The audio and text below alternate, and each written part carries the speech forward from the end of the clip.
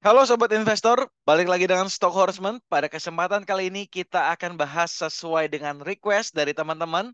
Kita akan bahas tentang emiten yang bergerak di electronic vehicle atau kendaraan listrik, yaitu PT Indika Energy. Kalau teman-teman tahu, PT Indika Energy menerbitkan atau memproduksi sepeda motor listrik dengan merek Alpha One. Nah, kalau teman-teman lihat di kinerja keuangan yang baru dirilis Maret kemarin, Maret-Maret ini, itu labanya kalau kita lihat meningkat hampir 700%. Jadi gila banget labanya meningkat hampir 700%. Nah, karena dia produksi sepeda listrik, sepeda motor listrik Alpha One, kita harus lihat nih, apakah prospek penjualannya bagus atau enggak. Seperti yang kita tahu ya, bahwa pemerintah lagi kasih subsidi untuk penjualan motor listrik atau electric vehicle. Baik mobil dan motor dapat subsidi, dan kalau motor itu sekitar 7 juta rupiah. Nah, kita juga akan lihat prospek batu bara di Indonesia seperti apa karena Indika Energy ini adalah perusahaan yang bergerak di bidang pertambangan batu bara, infrastruktur batu bara, dan juga sumber daya batu bara. Kita juga akan melihat prospek kinerja dari Indika Energy sendiri.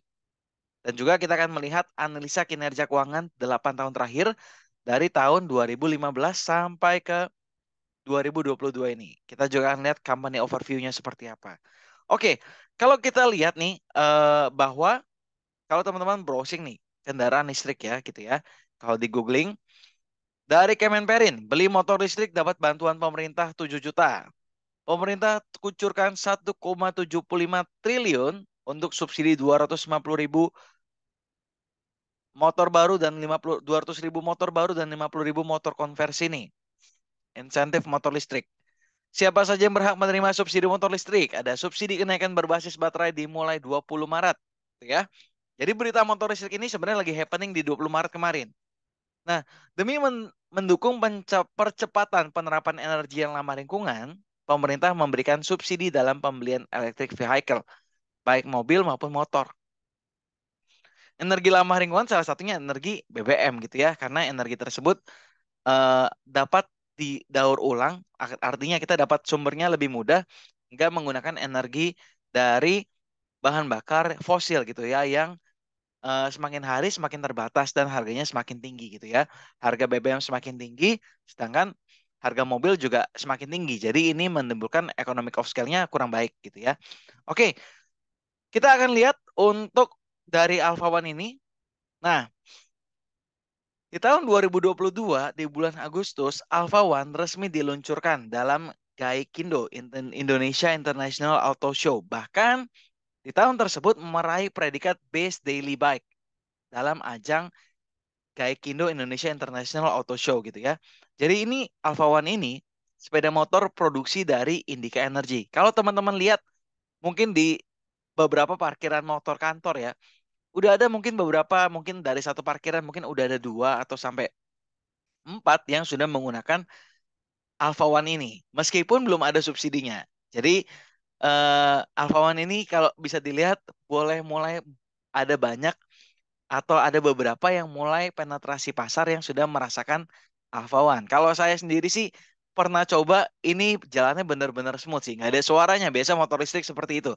Tapi kalau dari segi tampilan cukup keren. Oke, kita nggak akan bahas lebih lanjut tentang tampilannya karena saya nggak akan jual Alpha One, tapi kita akan lihat di websitenya sebentar ya. Oke, kalau kita lanjut. Nah, Alpha One ini harganya 36,490 ribu rupiah, 36.490. Jadi kalau sepeda motor listrik biasanya ada top speednya dan dia ada range speednya juga.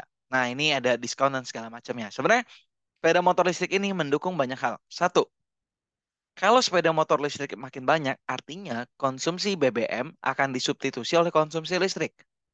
Ketika itu disubstitusi, artinya permintaan akan energi listrik bertambah.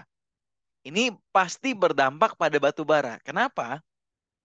Karena batu bara masih merupakan sumber dari energi listrik termurah. Jadi mau pakai energi listrik murah dapatnya dari batu bara. Energi listrik sumbernya banyak. Gak cuma dari batu bara, mungkin juga dari PLTU, geothermal, PLTA, PLTN gitu ya, dan macam-macam. Nah, ini salah satunya dari batu bara yang terefisien dan termurah. Gitu. Jadi ini penjualan sepeda motor listrik atau sepeda listrik atau kendaraan listrik pasti meningkatkan konsumsi listrik dan akan jadi lebih murah. Nah, tapi sayangnya untuk Alpha One ini belum dapat subsidi 7 juta dari pemerintah. Bayangkan, motornya keren. Kalau teman-teman disubsidi 7 juta dari harga 36,4 juta ini, 36,5 lah. Kurang 7 juta, berarti teman-teman masih dapat sekitar 29,5. Ya siapa sih nggak mau dapat beli motor diskon 7 juta ya? Pasti kita semua mau lah. Tapi Alfa One ini belum bisa. Kenapa demikian? Nah, kalau kita lihat ke sini dulu. Syarat penerima sepeda motor listrik nih. Buat teman-teman yang belum tahu, saya kasih tahu. Ini datanya dari CNN. Bukan saya kasih tahu sih, saya cuma membagikan apa yang CNN sampaikan. Jadi dari pelaku usaha mikro dan kecil, terus juga ada penerima banpres, ada pelanggan listrik 450 sampai 900 VA voltase. Kita juga volt ampere dan kita juga memastikan untuk memberikan bantuan terhadap orang-orang belanja motor, mobil, baik itu orang yang kami anggap berhak, yaitu pertama. Nggak bisa dua kali. Jadi untuk pembelian pertama dikasih diskon 7 juta. Nah, apakah Alfa One mendapatkan subsidi dari pemerintah? Jawabannya tidak. Kenapa kayak gitu? Karena untuk sepeda motor, produsen sepeda motor yang sepeda motor tipe tersebut dapat disubsidi oleh pemerintah, ketentuan dari pemerintah adalah harus adanya TKDN di atas 40%. TKDN artinya adalah tingkat komponen dalam negeri. Jadi ketika komponen dari satu motor misalkan 40% lebihnya diproduksi dalam negeri, spare part dalam negeri, di manufacture dalam negeri, artinya motor tersebut dianalisa untuk berhak mendapatkan subsidi 7 juta untuk setiap pembelinya. Sedangkan Alpha One ini kalau nggak dapat berarti TKDN-nya kurang dari 40%. Artinya sebagian besar spare part yang digunakan dalam pembuatan motor tersebut, kendaraan listrik tersebut masih berasal dari impor atau spare part luar gitu ya. Nah, plus minusnya apa sih? Mungkin kalau dari sisi plusnya, komponen luar mungkin ada sisi lebih murahnya juga kalau masukin komponennya dari China atau dalam jumlah yang besar, atau belum mampu untuk bangun pabrik yang terlalu besar, itu juga ada efisiensinya juga, keuntungannya di situ.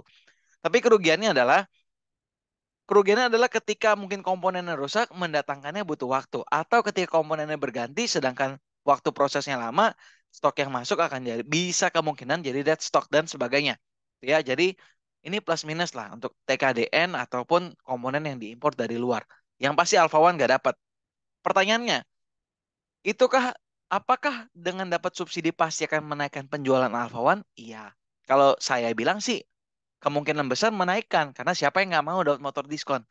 Tapi apakah berpengaruh terhadap penjualan saat ini? Nah, tanggapan dari direkturnya, kalau direktur utamanya, jadi kita lihat nih, PT Elektra Mobilitas Indonesia, itu produsen motor listrik Alfa, atau salah satu entitas anak dari Indika Energy. Nah, direktur tersebut buka suara nih, usai tidak mendapatkan bantuan subsidi dari pemerintah. Jadi, meskipun nggak dapat subsidi, jadi penjualannya tetap yakin nih. Penjualan produk elektrifikasi tetap tinggi meskipun belum dapat jatah subsidi. It's okay nggak disubsidi, it's okay TKDN-nya belum sampai 40%, tapi penjualan masih on track. Nah, beliau Bapak Septriwan Rahmat ini selaku direktur utama menyampaikan bahwa penjualan Alfa tetap moncar tanpa subsidi. Namun pihaknya terus berupaya agar batas kandungan lokal atau TKDN tingkat komponen dalam negerinya ditingkatkan. Sebab pasti itu bisa memberikan keuntungan kepada konsumen. Dari sisi kami, ada atau tidak adanya, kami akan terus berusaha untuk meringankan konsumen. Tapi untuk insentif ini kita akan berusaha karena termasuk benefit untuk konsumen. Jadi ya kalau dia ngajar untuk konsumen pasti TKDN-nya ditingkatkan. Dia bilang untuk jadi secara progresif akan terus ditingkatkan untuk produksi motornya. Untuk TKDN produksi motornya. Saat ini Alfa baru memiliki satu model listrik yang dijual di Indonesia, ya ini Alfa One yang kita lihat tadi. Jadi kalau lihat sepeda motornya tuh futuristik banget dari desainnya. Pameran di Gaikindo Indonesia juga langsung jadi spotlight, keren juga. Nah, dengan produk yang ada sekarang, strategi pasar yang panjang dan matang, mereka meyakini bahwa penjualan motor listrik Alfa pasti akan bertumbuh. Nah, pertanyaannya tumbuhnya nih sesuai harapan atau enggak? Itu yang harus dijawab.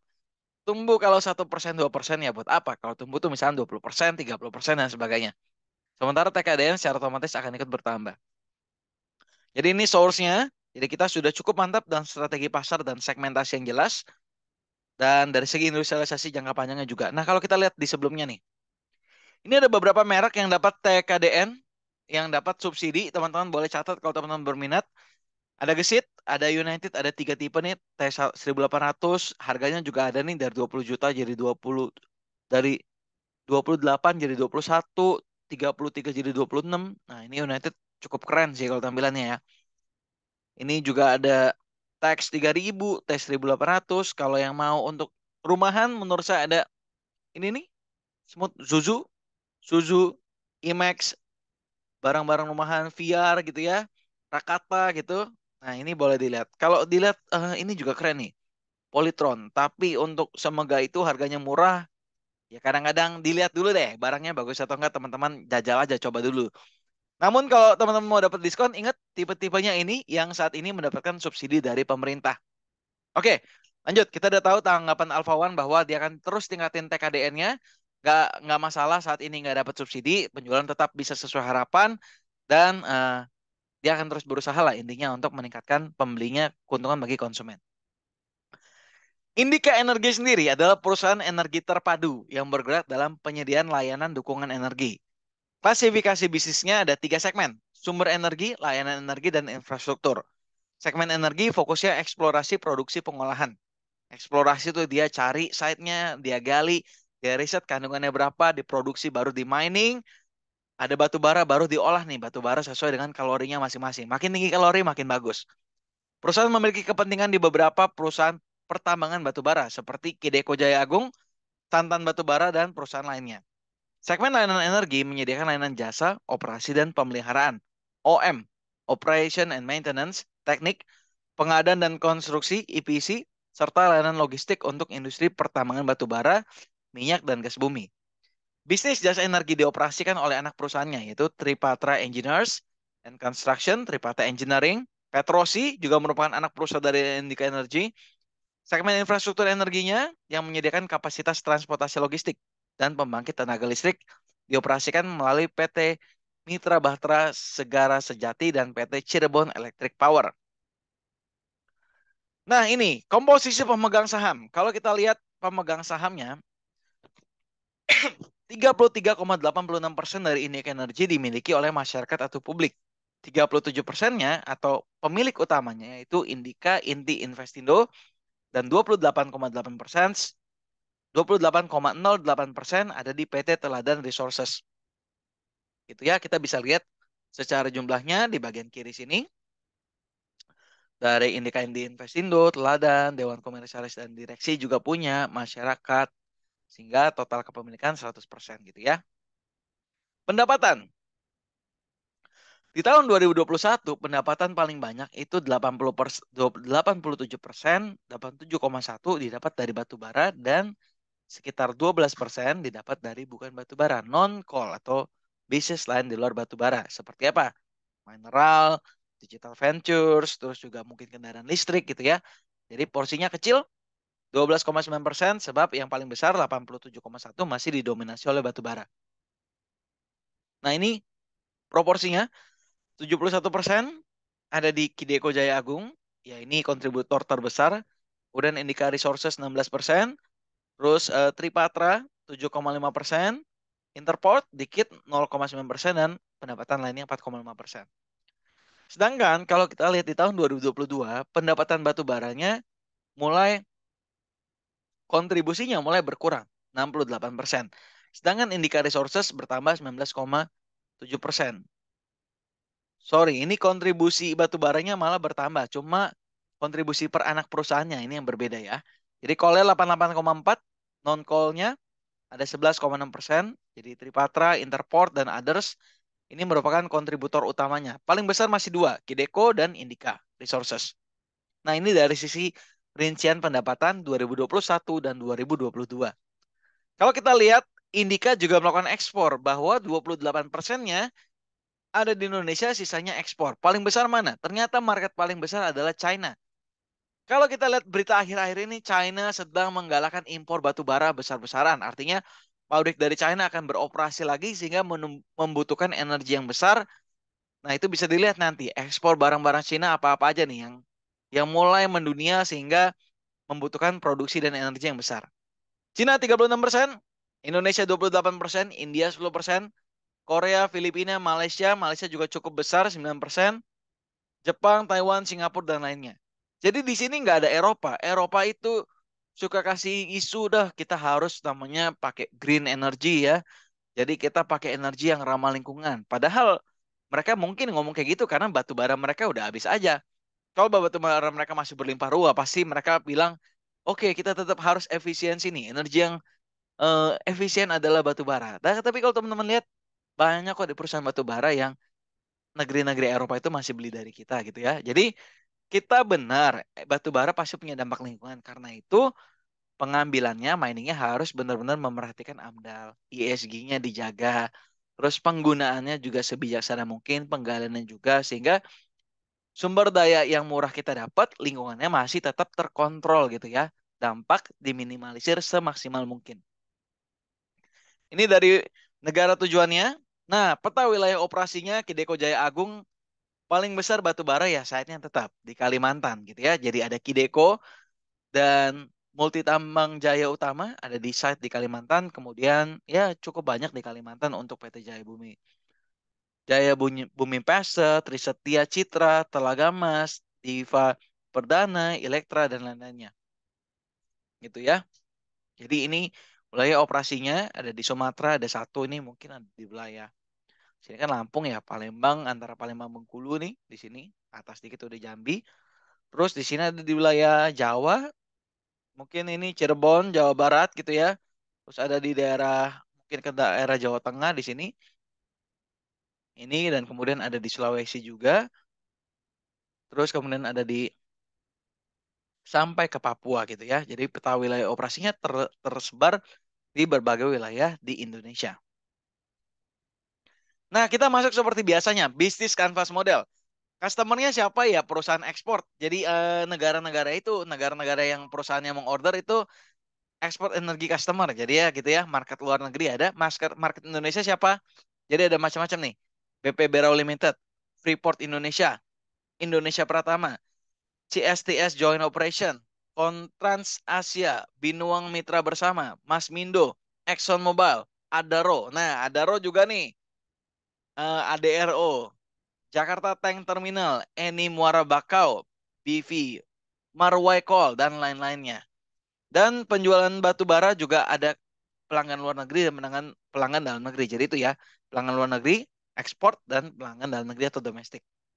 Nah, ini maaf ya, relationship-nya saya belum tulis. Relationship-nya adalah mereka pasti menerima jasa dari batu bara yang berkualitas. Satu, batu bara berkualitas. Yang kedua, customer relationship-nya. Dia juga buat pasti service center untuk motor Alpha One. Dia juga ada untuk pengiriman. Jadi customer relationship-nya dijaga dengan baik, dengan kontrak kerjanya juga, pendapatan kontrak kerja ini merupakan salah satu bentuk relationship yang dibangun oleh customer melalui PT Indika Energy. Channelnya, distribusinya, ada domestic distribution atau logistik dan ekspor logistik. Value proposition yang ditawarkan apa? Dari sumber energi, layanan energi, logistik infrastruktur, ada mineral, green business, dan digital ventures. Nah, saya mau bahas green business ini salah satu project yang menarik. Kenapa? Karena motor listrik dihitung sebagai green, dampak lingkungannya benar-benar less, sehingga sekarang lagi tren namanya green bonds atau eh, green loan ya, pinjaman hijau ya. Green loan itu sebenarnya secara bunga dengan yang pinjaman konvensional mungkin gak jauh-jauh beda. Tapi green loan punya keunggulan bagi investor luar. Jadi untuk investor luar yang peduli dengan lingkungan, mereka akan melihat green loan sebagai analisa bahwa perusahaan ini sudah menerapkan green dengan baik, green strategi dengan baik, sehingga dampak lingkungannya kecil, sehingga investor percaya nih bahwa ketika dia investasi di perusahaan ini memiliki dampak lingkungan yang kecil, sehingga akan mendukung penghijauan. Itu salah satu dampak dari green loan. Biasanya, sehabis mereka green loan, mereka akan adakan press conference, tanda tangan gitu ya, bahwa perusahaan ini mendapatkan green loan dari bank tertentu. Gitu, biasanya gitu. Key activities. Jadi batu bara seperti biasa eksplorasi, produksi, pengolahan, terus ada green energy, ESG sama digital activation dan produksi motor-motor listrik mungkin dimasukin di key activities juga. Resource-nya wilayah kerja tambang, site, sumber daya, teknologi, pabrik pengolahan dan lain-lainnya. Partnernya pasti customer jadi partner. Government juga, logistic partner, researcher, professional, infrastructure provider, dan international partner. Nah, dia dapat cuan dari mana? Ya tadi, dari jasa energinya sendiri, sumber daya energi, infrastruktur, dan pendapatan-pendapatan lainnya. Tadi kita udah bahas nih, pendapatannya dari PT-PT mana aja udah kelihatan. Jadi ini kantong-kantong pendapatan mereka dari empat ini. Biayanya, biaya kontrak pokok penjualan, biaya operasional dan SDM, biaya penjualan umum dan administrasi, maintenance cost, ada biaya bahan baku atau raw material, biaya bahan bakar. Ini juga menjadi biaya-biaya dalam menghasilkan value proposition. Oke, ini dari bisnis canvas modelnya teman-teman. Nah, kalau kita lihat harga saham dari Indika Energy mungkin karena perusahaan batu bara tuh harga sahamnya benar-benar dipengaruhi secara kuat oleh namanya Newcastle Coal Index ya. Jadi harga acuan batu bara. Jadi harga acuan batu bara berpengaruh ke batu bara kebanyakan lagi turun. Tapi kita lihat nih, ini saya compare dengan beberapa perusahaan yang menghasilkan sepeda listrik ya. Toba menghasilkan sepeda listrik cuma batu bara juga. Wika sama Celis ini benar-benar di sepeda listrik, makanya mereka turun. Ini batu bara lagi mulai meningkat lagi gitu ya. Kalau dilihat dari progresnya, Indika minus 11%, tapi kenaikannya cukup signifikan nih dalam tanggal periode 20 sampai 28. Dan Toba juga cenderung kenaikannya ada, tapi belum terlalu signifikan. Jadi Indika Energi merupakan salah satu yang mungkin menurut saya bisa menyalip Toba dalam sisi kenaikan. Jadi minusnya ini secara year to date dari 11% mungkin bisa berkurang di kuartal-kuartal mendatang. Apalagi dia belum mengumumkan adanya pembagian dividen seperti perusahaan tambang lainnya. Contohnya, nah ini body spill buat next video boleh.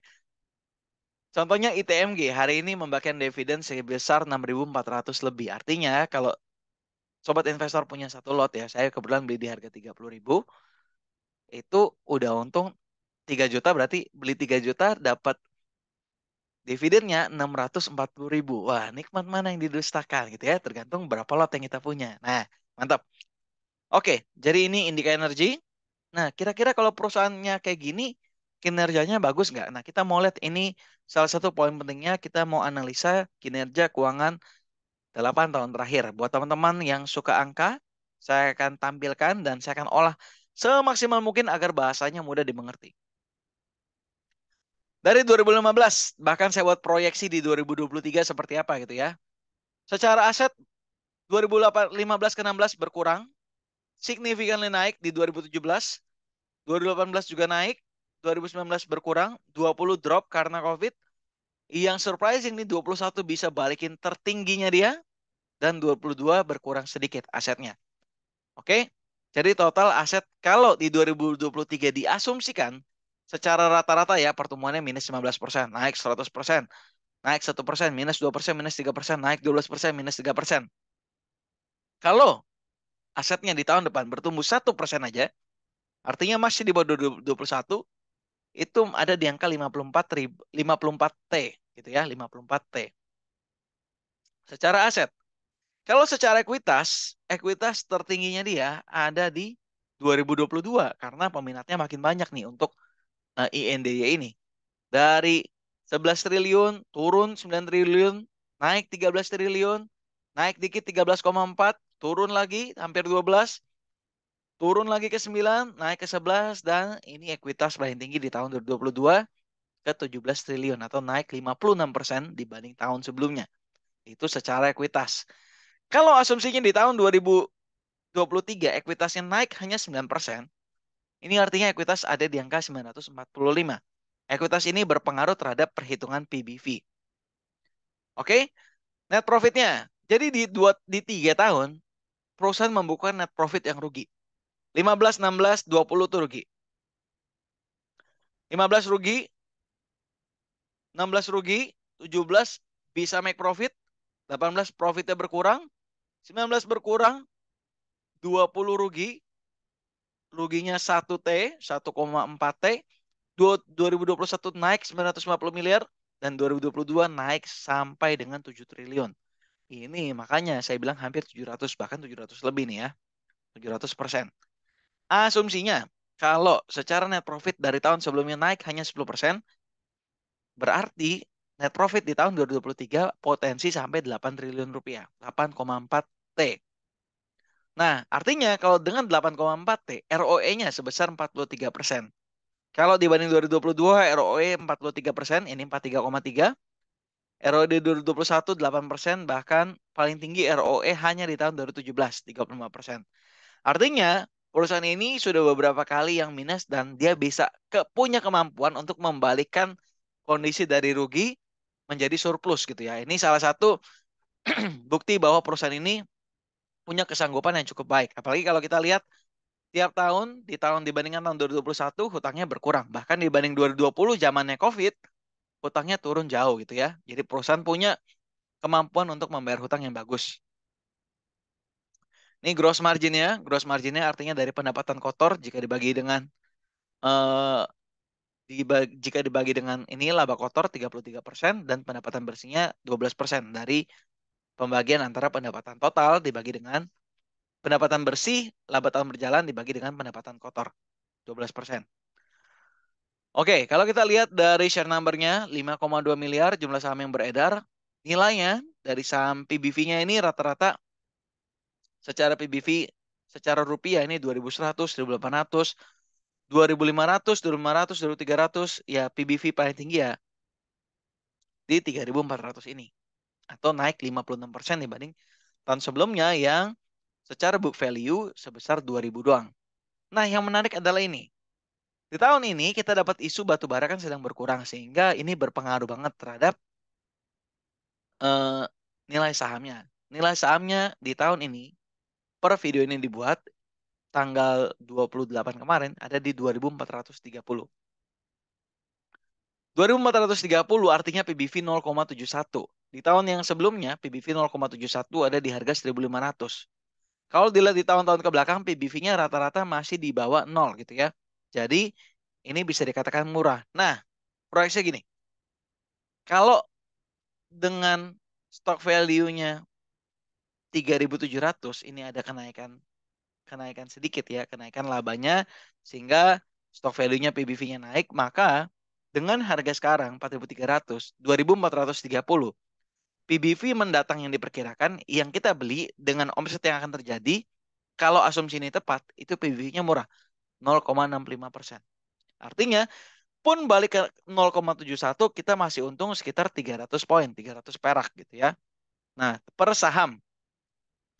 Itu artinya 300 perak lebih dari 10%. Mungkin bisa sampai 13%. Gitu ya. Jadi potensinya ya amit-amitnya tumbuhnya 13% lah. Belum sama dividen.